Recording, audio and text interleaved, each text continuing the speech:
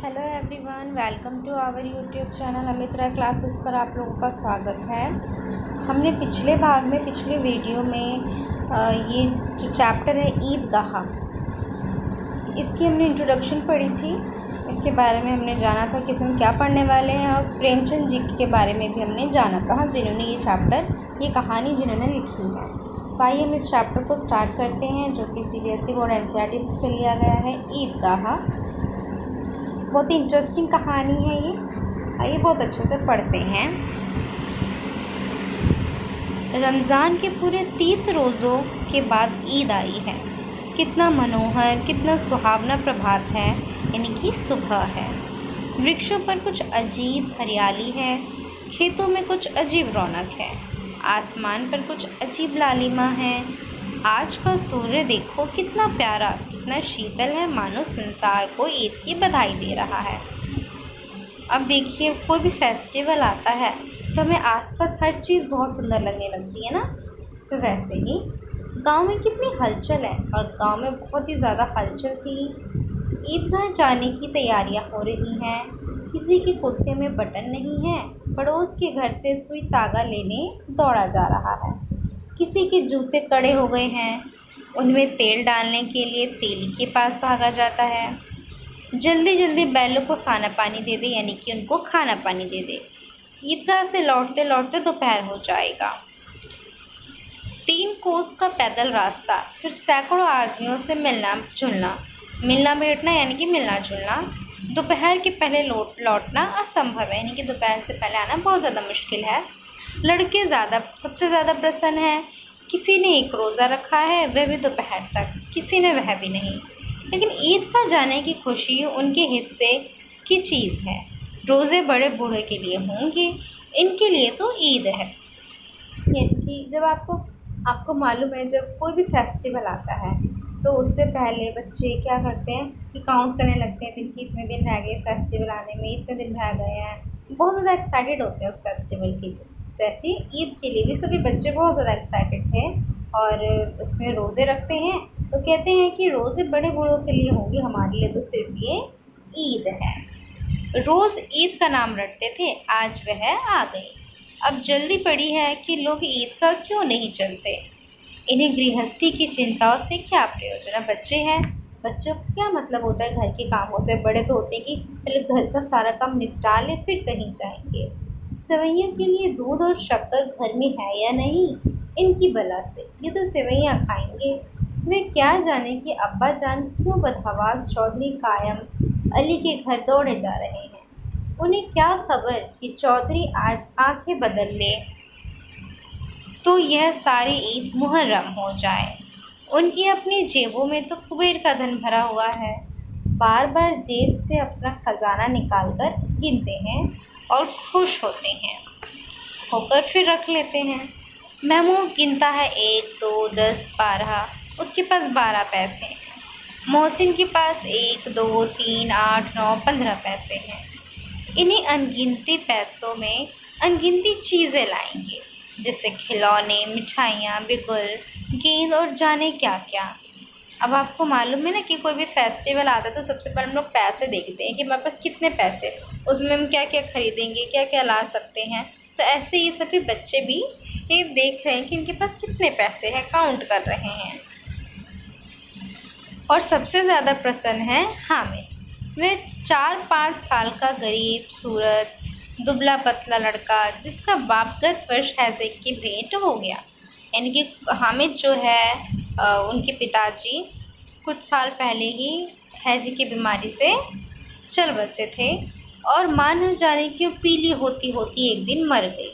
किसी को पता न चला क्या बीमारी है, कहती तो कौन सुनने वाला था। दिल पर तो जो कुछ बीतती थी वह दिल में ही सहती थी, और जब न सहा गया तो संसार से विदा हो गई। यानी कि उसके पिताजी के जाने के बाद उसकी जो माँ थी वो भी किसी बीमारी से लड़ रही थी, लेकिन किसी को मालूम नहीं था कि कौन सी बीमारी थी। पूरा शरीर उनका पीला पड़ गया था। तो पीला पड़ गया था, आप समझ ही गए होंगे कौन सी बीमारी थी, ठीक है, पीलिया जिसे कहते हैं, जॉन्डिस। और वो कहता है कि उनकी जो दुख व्यथा थी वो कोई भी सुनने वाला नहीं था। इसलिए उन लोग किसी से कुछ कहती नहीं थी अपने दिल की बात, और एक दिन वो भी चल बसी। अब हामिद अपनी बूढ़ी दादी माँ अमीना की गोद में सोता है और उतना ही प्रसन्न है। अमीना जो है हामिद की बूढ़ी दादी माँ का नाम है। उसके अब्बा जान रुपए कमाने गए हैं, बहुत ही थैलियाँ लेकर आएंगे। अम्मी जान अल्लाह मियाँ के घर से उसके लिए बड़ी अच्छी अच्छी चीज़ें लाने गई हैं। हाँ, इसलिए हामिद प्रसन्न है। अब देखिए, हामिद को छोटा बच्चा है तो बच्चों को खिलाया फुसलाया जाता है ना, तो इसी प्रकार से उसकी जो दादी माँ है वो भी ये सब बातें कहकर उसको बहलाती हैं। आशा तो बड़ी चीज़ है, और फिर बच्चे की आशा, उनकी कल्पना तो राय का पर्वत बना लेती है। अब बच्चे हैं, अब बच्चों की जो आशा होती, कहते हैं ना आशा ही सब कुछ, आशा हमें नहीं छोड़नी चाहिए। तो अब बच्चों की आशा है तो वो तो उनकी आशा तो जैसे मानो राय का पर्वत ही बना देती है। हामिद के पाँव में जूते नहीं हैं, सिर पर एक पुरानी दुरानी टोपी है जिसका गोटा काला पड़ गया है, फिर भी वह प्रसन्न है। जब उसके अब्बा जान थैलियाँ और अम्मी जान नियामतें लेकर आएंगी तो वह दिल के अरमान निकाल लेगा। तब देखेगा महमूद, मोहसिन, नूरे और सम्मी कहाँ से उतने पैसे निकालेंगे। यानी कि उसको एक आशा है कि उसके अम्मी और अब्बू जान आएंगे, उसके लिए बहुत सारी चीज़ें लाएंगे, तब वो अपने सारे अरमान निकाल देगा। यानी कि जो भी उसका दिल है, जो भी उसका मन है, खाने पीने का, खेलने का, खिलौने का, जो कुछ भी है, उस सारे अरमान वो निकाल लेगा। अभागिन अमीना अपनी कोठरी में बैठी रो रही है। आज ईद का दिन और उसके घर में दाना नहीं है। देखिए, अब ईद का दिन है और उसके घर में कुछ भी खाने के लिए एक दाना नहीं है। आज आबिद होता तो क्या इसी तरह ईद आती और चली जाती। अब वो सोच रही हैं रोते रोते कि अगर उनका बेटा होता, यानी कि हामिद के जो पिताजी हैं वो होते, तो क्या इसी तरह से ईद आती और चली जाती? क्या हम लोग ईद नहीं मनाते? इस अंधकार और निराशा में वह डूबी जा रही है। किसने बुलाया था इस गोड़ी ईद को? इस घर में उसका काम नहीं, लेकिन हामिद, उसे किसी के मरने जीने से क्या मतलब? उसके अंदर प्रकाश है, बाहर आशा। विपत्ति अपना सारा दलबल लेकर आए, हामिद की आनंद भरी चितवन उसका विध्वंस कर देगी। अब वो डर है कि कहीं हामिद को अगर ये सब पता चल गया तो उसकी जितनी भी आशा है वो सब निराशा में बदल जाएगी और उसको एक तरह से तोड़ कर चली जाएगी। बहुत वो पर रोएगा। तो मतलब बहुत सारे सवाल अमीना जो है खुद से कर रही थी, और उसके घर में कुछ खाने को नहीं था, तो इसलिए बहुत ज़्यादा परेशान थी कि आखिर वो हामिद को क्या खिलाएंगी। हामिद भीतर जाकर दादी से कहता है, तुम डरना नहीं अम्मा, मैं सबसे पहले आऊँगा, बिल्कुल न डरना। अमीना का दिल कचोट रहा है। गांव के बच्चे अपने अपने बाप के साथ जा रहे हैं। हामिद का बाप अमीना के सिवा और कौन है? अब जब वो आता है अम्मा से विदा लेने के लिए, जब वो ईद के लिए जा रहा होता है, तो अमीना जो है बहुत ही ज़्यादा डर जाती है। देखती है कि सभी बच्चे अपने अपने पिता के साथ जा रहे हैं, और हामिद का जो पिता है, उसकी जो माँ है, वो सब कौन है? सब उसकी दादी माँ है, अमीना ही। तो डर रही है, उसमें अकेले कैसे जाने दूँ, उसे कैसे अकेले मेले जाने दे। उस भीड़ भाड़ में बच्चा कहीं खो जाए तो क्या हो? नहीं, अमीना उसे यूँ न जाने देगी। नन्ही सी जान, 3 कोस चलेगा कैसे? पैर में छाले पड़ जाएंगे, जूते भी तो नहीं हैं। वह थोड़ी थोड़ी दूर पर उसे गोद ले लेगी, लेकिन यहाँ सेवइयाँ कौन पकाएगा? अब वो मतलब बहुत कुछ सोच रही हैं कि आखिर कैसे जाएगा। छोटी सी जान है, अकेला खो गया। कभी बहुत होती है ना, कभी किसी छोटे बच्चों को अकेला भेजा जाए तो पेरेंट्स कितने ज़्यादा परेशान हो जाते हैं। तो ऐसे ही उसकी दादी माँ भी परेशान थी। फिर सोचती कि मैं ही चली जाऊँगी लेकर, लेकिन फिर सोचती है कि अगर मैं चली जाऊँगी तो फिर यहाँ सेवइयाँ कौन बनाएगा। पैसे होते तो लौटते लौटते सब सामग्री जमा करके चटपट बना लेती। अब देखिए, अगर उसके पास पैसे होते तो ईदगाह से लौटते वक्त सारा सामान खरीद लेती, एक बार में फिर आकर बना देती, है ना। यहाँ तो घंटों चीज़ें जमा करते लगेंगे। अब उसके घर में कुछ है नहीं तो उसको चीज़ें तो जमा करनी पड़ेंगी ना, ये सब बनाने के लिए टाइम लगेगा उसमें। मांगे ही का तो भरोसा ठहरा, नहीं कि मांग कर ही काम चलाया जा सकता है। उस दिन फ़हीमन के कपड़े सिले थे, 8 आने मिले थे। उस अठन्नी को ईमान की तरह बचाती चली आती थी इसी ईद के लिए, लेकिन कल गवालन सिर पर सवार हो गई तो क्या करती? हामिद के लिए कुछ नहीं है तो दो पैसे का दूध तो चाहिए ही। अब जो पैसे उन्होंने जमा कर रखे थे किसी के कपड़े सिलकर, वो पैसे क्या एक दिन पहले ही क्या हुआ कि उसको ग्वालिन को देने पड़ गए थे, उसमें से कुछ पैसे सिर्फ बचे थे। अब तो कुल 2 आने पैसे बच रहे हैं, 3 पैसे हामिद की जेब में, 5 अमीना के बचवे में। यही तो बिसात है और ईद का त्योहार। अल्लाह ही बड़ा बेड़ा पार लगाएगा। अब वो सब कुछ अल्लाह के ऊपर छोड़ देती हैं, कहती अल्लाह ही बेड़ा पार लगाए। धोबन और नाइन और मेहतरानी और चूड़ी हारिन सभी तो आएंगी, सभी को सेवैयाँ चाहिए और थोड़ा किसी की आंखों नहीं लगता। किस किस से मुंह चुराएगी? और मुंह क्यों चुराए? साल भर का त्योहार है, ज़िंदगी खैरियत से रहे। उनकी तकदीर भी तो उसी के साथ है। बच्चे को खुदा सलामत रखे, दिन भी कट जाएंगे। अब वो सोचती हैं कि इतने सारे लोग आएंगे अब सेवैयाँ लेने, ईदी लेने, तो अब ईदी किस किस को देंगी वो, है ना? थोड़ा सा भी अगर देंगी तो उसमें भी लोगों का मन नहीं भरता। तो कहती खैर अब ये साल में एक ही बार तो त्यौहार आता है, तो सब खैरियत से रहे और बच्चों को सलामती देती है। कहती हैं कि खैर बुरे दिन हैं, बुरे दिन भी कट जाएंगे धीरे धीरे और फिर अच्छे दिन आएंगे। गांव से मेला चला और बच्चों के साथ हामिद भी जा रहा था। कभी सबके सब दौड़कर आगे निकल जाते, फिर किसी पेड़ के नीचे खड़े होकर साथ वालों को इंतज़ार करते। ये लोग क्यों इतना धीरे धीरे चल रहे हैं? हामिद के पैरों में तो जैसे पड़ लग गए हैं। वह कभी थक सकता है? शहर का दामन आ गया, इनकी शहर के पास पहुंच गए थे ये लोग। सड़क के दोनों ओर अमीरों के बगीचे हैं, पक्की 4 दीवारें बनी हुई है, पेड़ों में आम और लीचियां लगी हुई है। कभी कभी कोई लड़का कंकड़ी उठाकर आम पर निशाना लगाता है। माली अंदर से गाली देता हुआ निकलता है। लड़के वहाँ से फरलांग पर हैं, खूब हंस रहे हैं माली को कैसे उल्लू बनाया। यानी कि दूर से ही वो लोग पत्थर उठाकर लीचियों वगैरह जो भी है उस पर निशाना लगाते हैं। माली को लगता है शायद ये लोग अंदर घुस आए हैं, तो वही बच्चे हंसते हैं कि कैसे माली को हमने बेवकूफ़ बनाया। बड़ी बड़ी इमारतें आने लगी। यह अदालत है, यह कॉलेज है, यह क्लब घर है। इतने बड़े कॉलेज में कितने लड़के पढ़ते होंगे?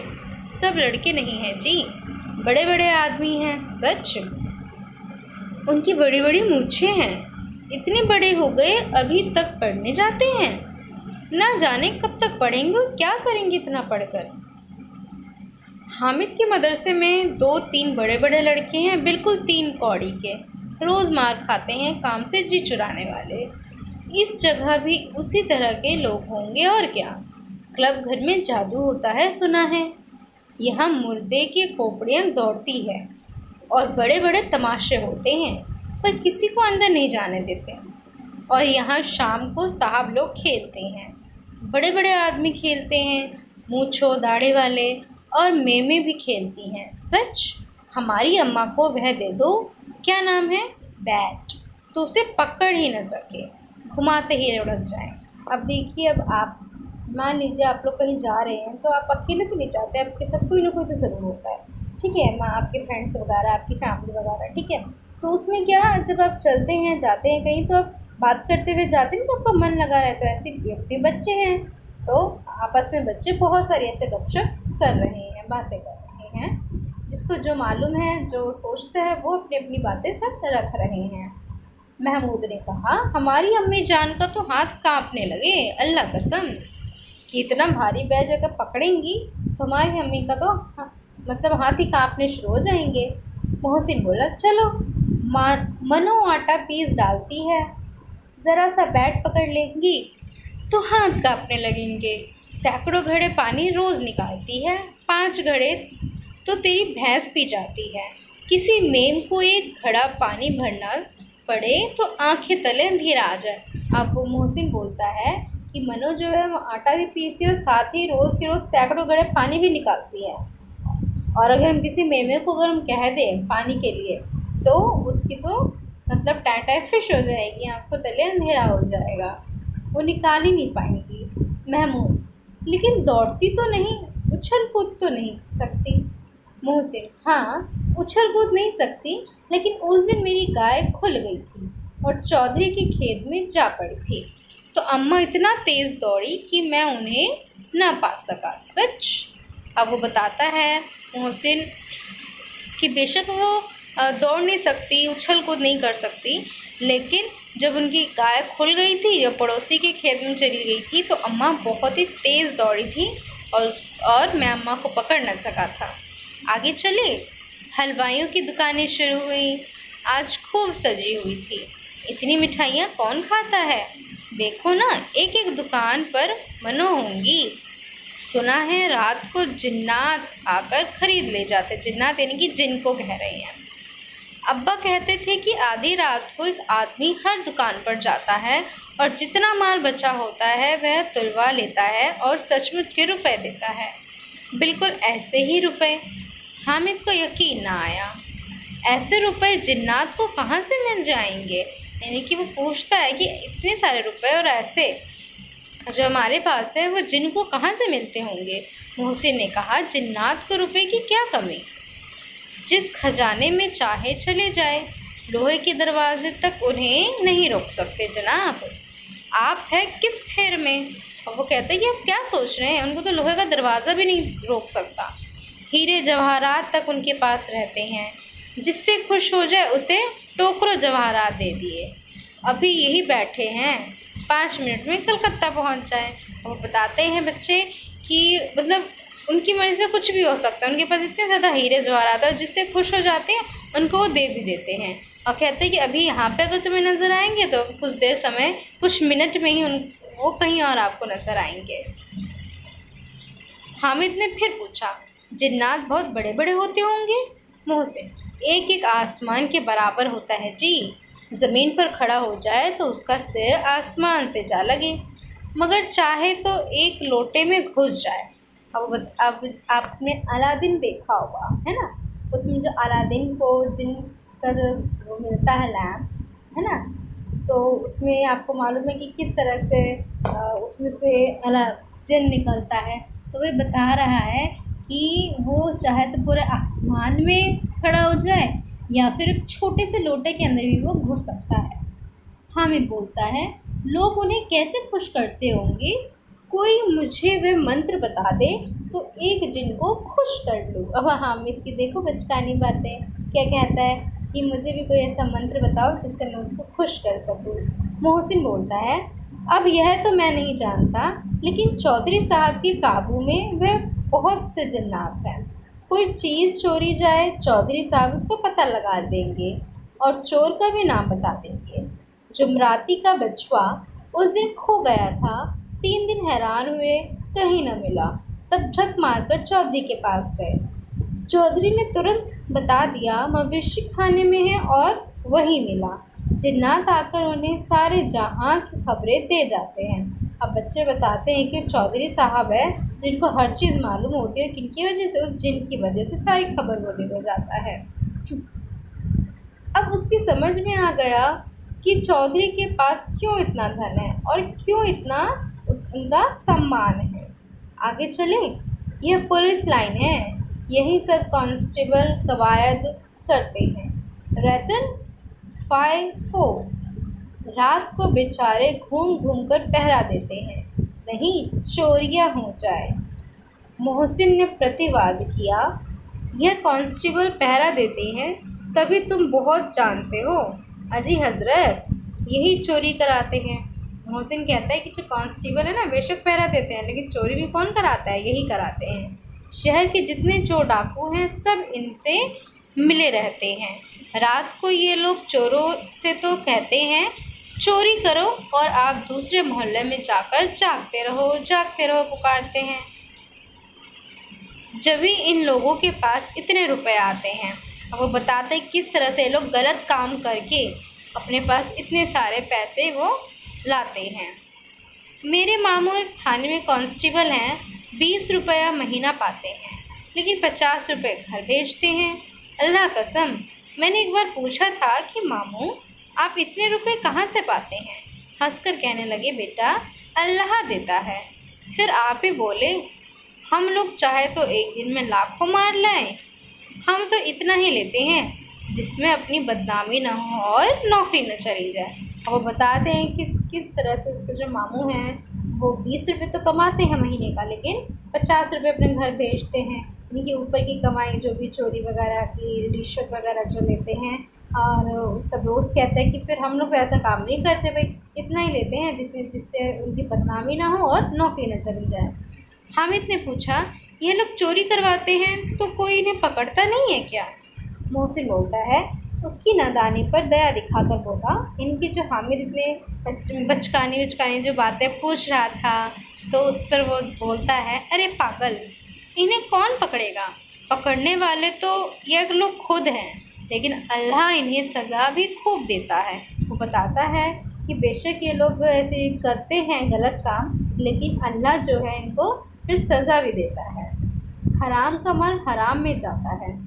अब यानी कि जो गलत तरीके से अपनाया जाता है उसके साथ गलती होता है। थोड़े ही दिन हुए मामू के घर में आग लग गई। वो बताता है कि किस तरह से मामू गलत काम करके पैसे कमाता था, और फिर कुछ दिनों में क्या उनको सज़ा भी मिल गई। सारी लेई पूंजी जल गई, इनके घर में आग लग गया था।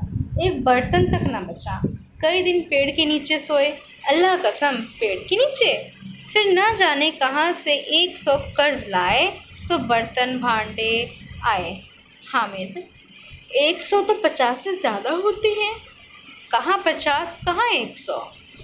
50 एक थैली भर होता है, 100 तो 2 थैलियों में भी ना आए।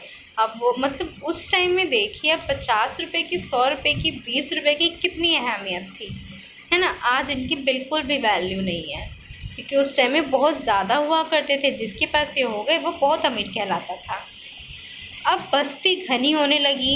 ईदगाह जाने वालों की टोलियाँ नज़र आने लगी, एक से एक भड़कीले वस्त्र पहने हुए, कोई इक्के तांगे पर सवार, कोई मोटर पर। सभी इत्र में बसे, सभी के दिलों में उमंग। ग्रामीणों का यह छोटा सा दल अपनी विपन्नता से बेखबर संतोष और धैर्य में मग्न चला जा रहा था। बच्चों के लिए नगर की सभी चीज़ें अनोखी थीं। जिस चीज़ की ओर ताकते ही रह जाते, और पीछे से बराबर हॉर्न की आवाज़ होने पर भी न चेतते यानी कि उनकी चेतना वापस नहीं आती। मतलब इतने खो गए थे उनमें, उन सभी चीज़ों में, कि जैसे मानो सपनों की दुनिया में खो गए हों। हामिद तो मोटर के नीचे जाते जाते बचा, यानी कि गाड़ी के नीचे जाते जाते वो बच गया। सहसा ईदगाह नज़र आया। सहसा उस मेले में वो लोग पहुंच गए थे। ऊपर इमली के घने वृक्षों की छाया है, नीचे पक्का फर्श है जिस पर जाजिम बिछा हुआ है, और रोज़ेदारों की पंक्तियाँ एक के पीछे एक न जाने कहाँ से चली गई है। नीचे कालीन वगैरह बिछा हुआ है, ऊपर नीम जो भी है इमली के वृक्ष थे उनकी छाया थी, नीचे कालीन बिछा हुआ है जिस पे सभी जो रोज़ेदार हैं जिन्होंने रोज़े रखे हैं उनकी पंक्तियाँ चली आ रही थी। पक्की जगत के नीचे तक, जहाँ जाजिम भी नहीं है। नए आने वाले आकर पीछे की कतार में खड़े हो जाते हैं। बता रहा है कि किस तरह से जब नए लोग आते हैं तो पीछे की लाइन में सबसे लास्ट में जाके वो लग जाते हैं लाइन के पीछे। आगे जगह नहीं है। यहाँ कोई धन और पद नहीं देखता।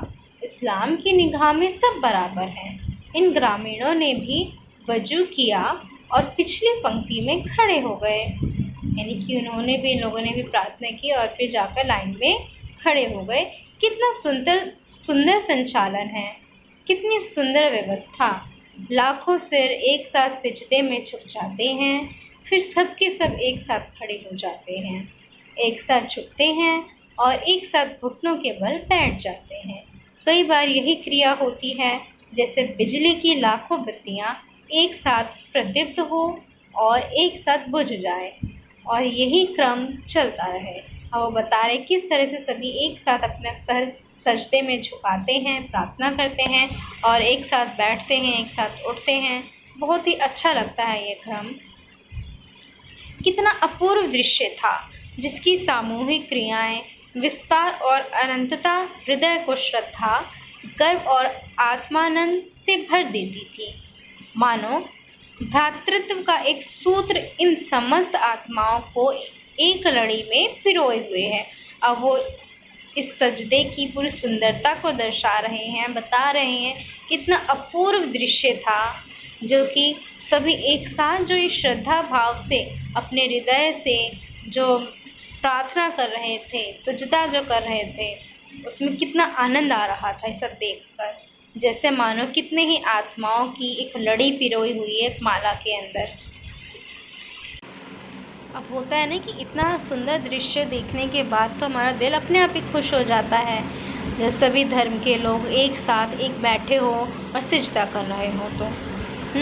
तो अब हम इसके आगे का चैप्टर नेक्स्ट वीडियो में कंटिन्यू करेंगे। नेक्स्ट वीडियो में मिलते हैं। अगर आप लोगों को ये वीडियो अच्छी लगी तो लाइक, शेयर, कमेंट, सब्सक्राइब ज़रूर करें। Bye bye everyone.